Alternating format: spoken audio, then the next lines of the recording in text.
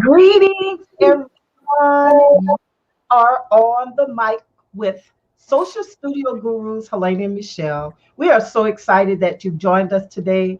Our goal here is to help businesses grow by offering our marketing tips, strategies via our interactive Facebook group.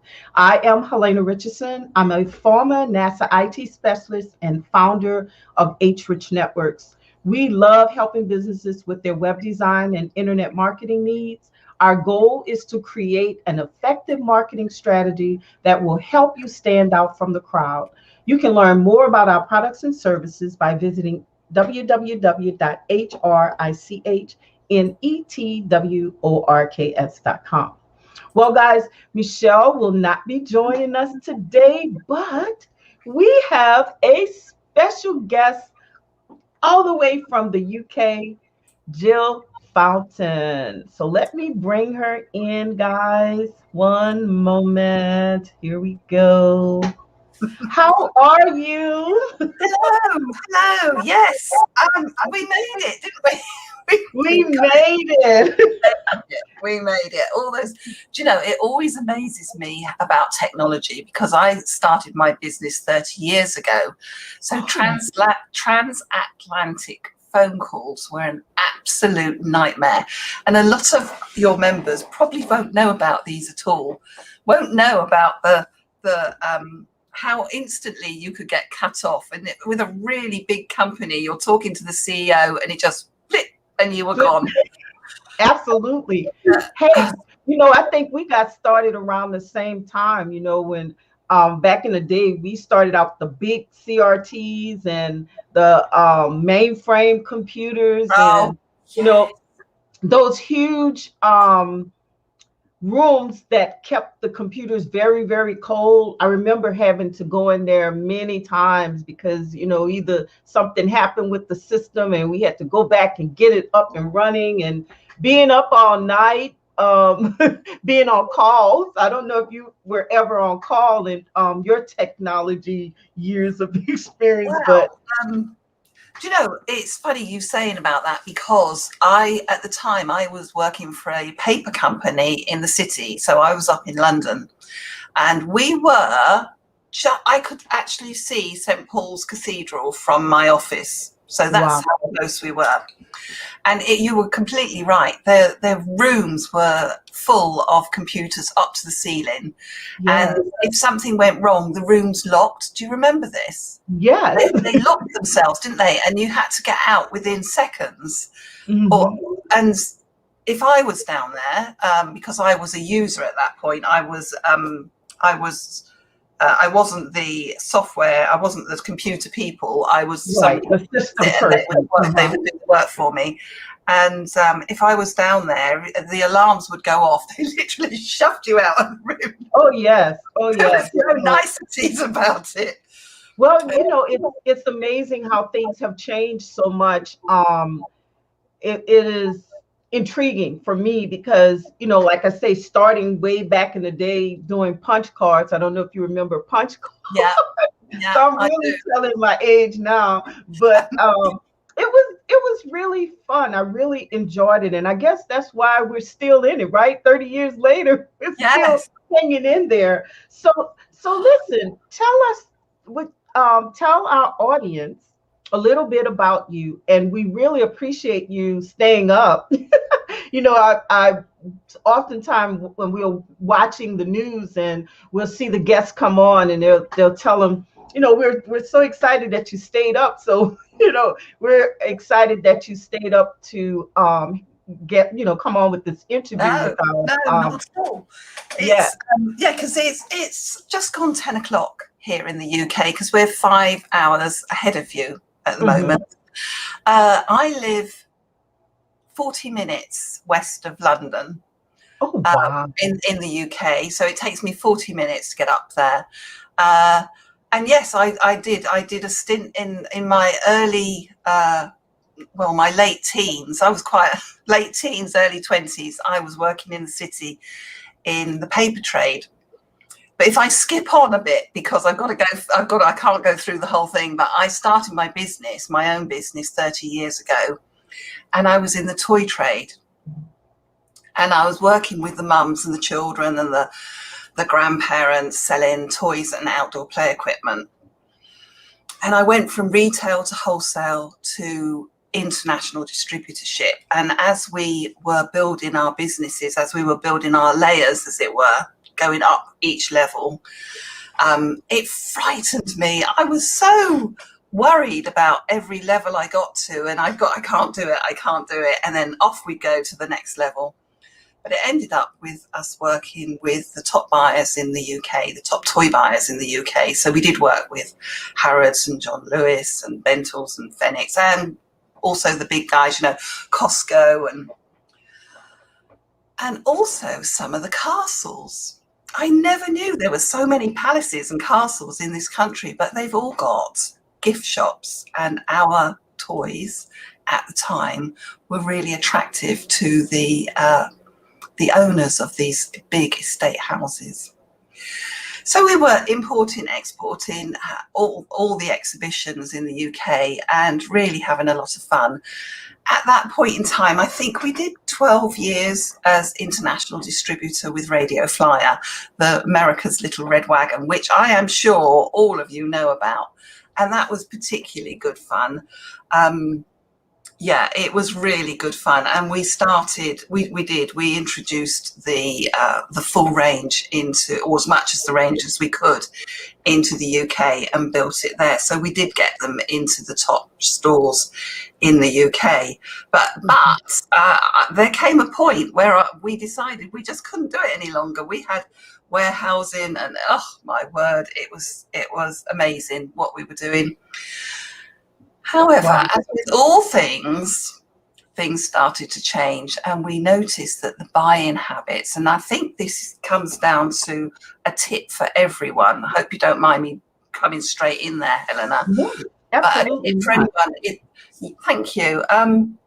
Watching people's buying habits, watching people to see how their buying habits are changing.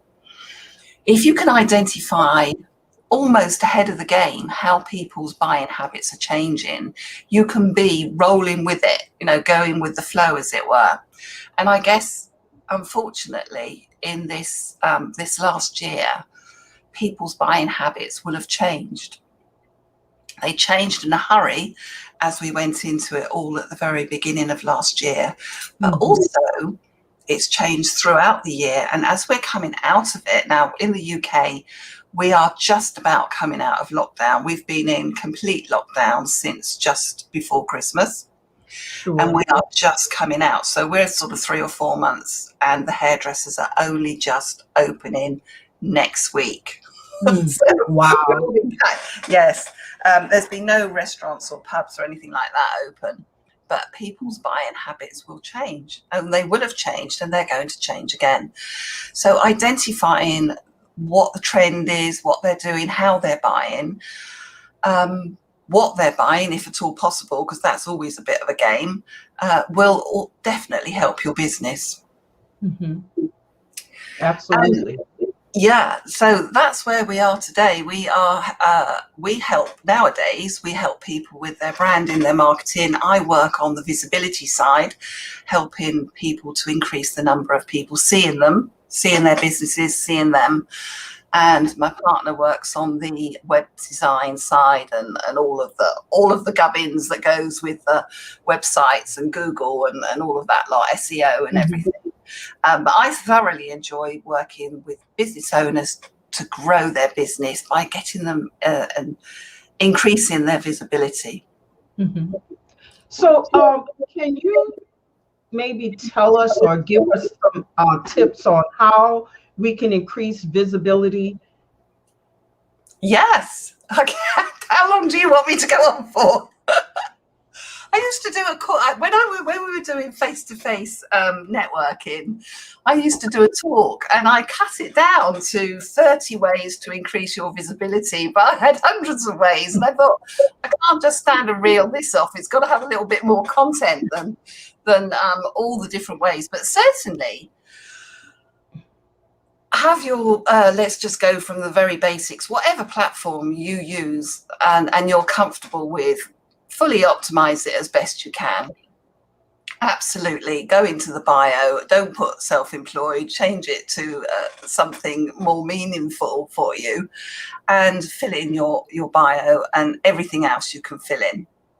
Now, obviously, the main thing is showing up, being constantly out there, so that people actually say to you, you are everywhere. It's all about building that know, like, and trust. And I don't know about you, but when I'm scrolling through Facebook, if I see somebody I know, I stop and I go, oh, yes, oh, they're doing that. And I comment.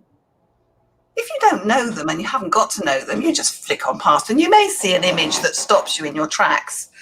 But it is the people that we start to get to know and like and trust that we will buy from. Mm-hmm. Absolutely. That's something that I've been pressing on my audience, because it is so important, especially like you said, since we've been through this lockdown worldwide. It's not something that happened in one city, it's worldwide. So as a business owner, we should have taken advantage of the lockdown and start getting our ducks in order, right? Yeah. Start making sure that all of our platforms are the same. The information, that is, don't have one with a different logo or different content or what have you.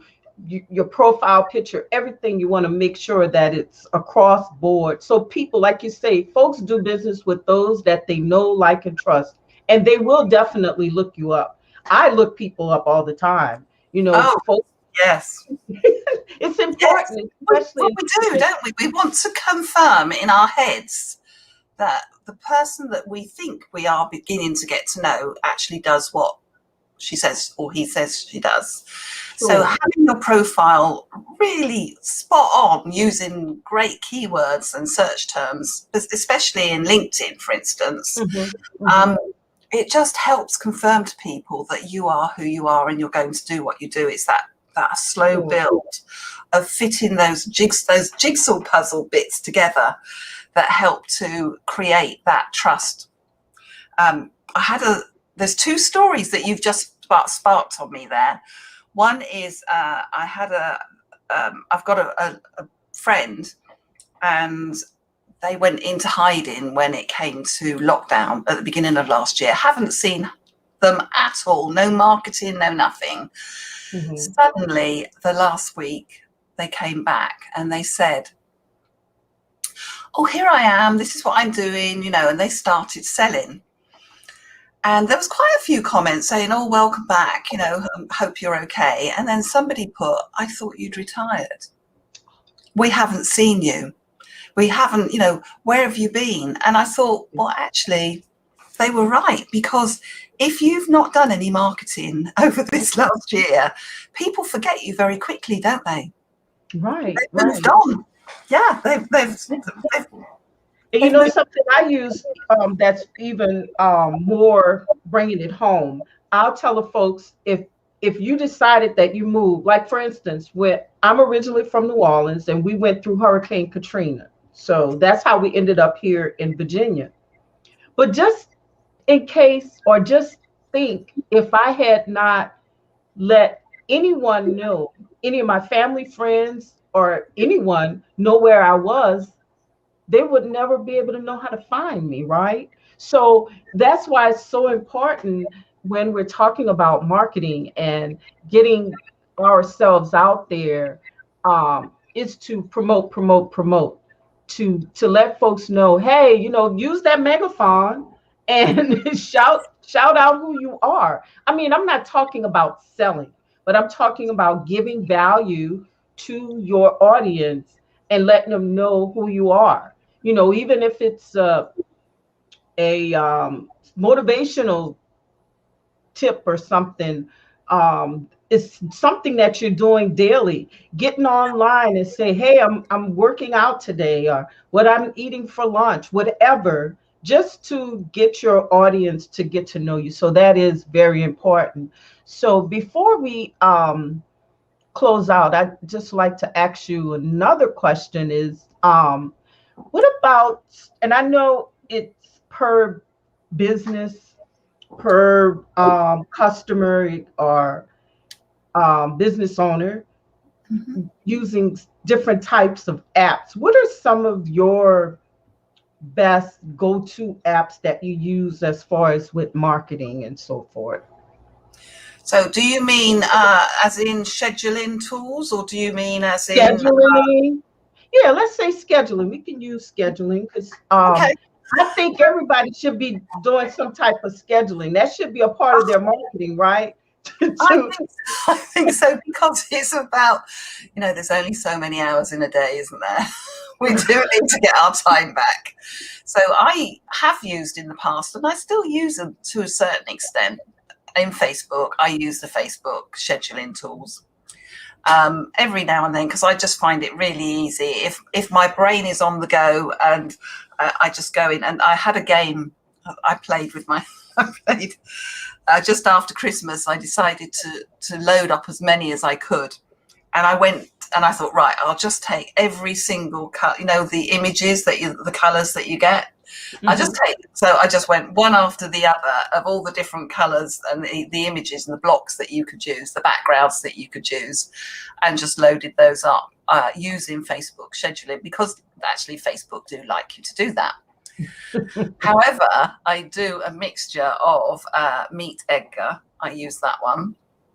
And Okay. I also, for Instagram and Pinterest, and I don't use that daily, but certainly when I go into it on a weekly basis, and I load up using a software called later.com. Oh, okay. Because I'll tell you why. Because later.com is very visual. So you upload your images, and you drag your images across, and then you do your words.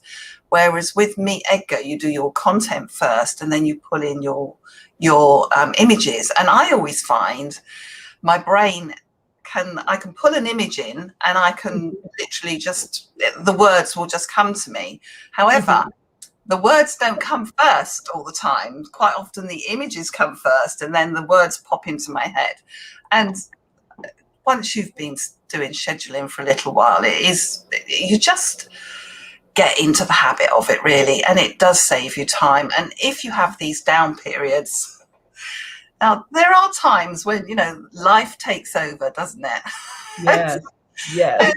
and in the back of your mind, if you're thinking it's okay because I've got another week's scheduling all sort of stacked up there, it just saves you an awful lot of time. So for my advice is, find a piece of software, even if it is Facebook, a piece Mhm. of software that works for you, and then stick with that. And it doesn't have to be expensive. The Right. later.com one, Helena, is actually a free version that I use. I don't pay for it. Mhm. It's pretty I good. like I don't know if you're familiar with Planoly. Yes, Yeah. yes, yeah. So I use that one for Instagram. And then there is what's the other one? There's so many of them out Oh, there. I always say find which one that works best with your business. I mean, we could all day give suggestions, but when it comes down to it, it's up to the type of business you have, the yeah, amount of time, the skill set. yeah. Um, some folks like buffer, they like Hootsuite, some Mm, folks don't. So it really depends on the company. And, sometimes it's better to just go ahead and hire someone to help you. I have several people on my team that help with my marketing, even down to the SEO, because although we are a small business, we can't wear all the hats, and no, it's always good. I remember when I worked for NASA, and we would have weekly planning meetings, and it was always great to have other folks' ideas that you can bounce off one another. So, as a small business owner, those are some things that we do miss. But when we begin to bring people on our team, and a lot of times we don't have to pay. You can barter, depending on the type of barter, or yeah, go through your local university and get a student that can come and help. So, those are some great tips that people can really use to grow their business, correct? And Yeah. so we don't have to do it alone, right? Well, we don't have to do it alone, but we don't have to spend a fortune either. Yes, Not to absolutely. start off with, grow slowly. Don't spend out an awful lot of money. Don't get sucked into these massive tens of thousands of pounds to do this, that, and the next thing, because there's so much out there that you can use a fraction of the cost, and quite often they're free apps that go on that can be Sure, used. sure. So, in closing, is there anything that you would like to leave our audience with that would be, a tip or a quote or something Oh, motivational? my Just word. take it away. Yeah, goodness, talk about being put on the spot. So consistency, yes, absolutely consistency. Don't worry about showing up. Don't worry about posting. I spent ages when I first went onto LinkedIn. I was really reluctant to put my name on things because I was used to promoting brands and products. So don't be worried about what you're going, your business, your skill set, you know it better than anybody else. So don't worry about saying things and putting your posts out there, because people see value in you. And in actual fact, you know far more than you probably let yourself acknowledge. So that is my tip, really. Don't worry about getting yourself out there and showing up, because the skills that you've got, nobody else has got, because you are unique. Right, right. When I first started my business, if Hurricane Katrina had not hit, nor the recession, I would have still been sitting in someone's office.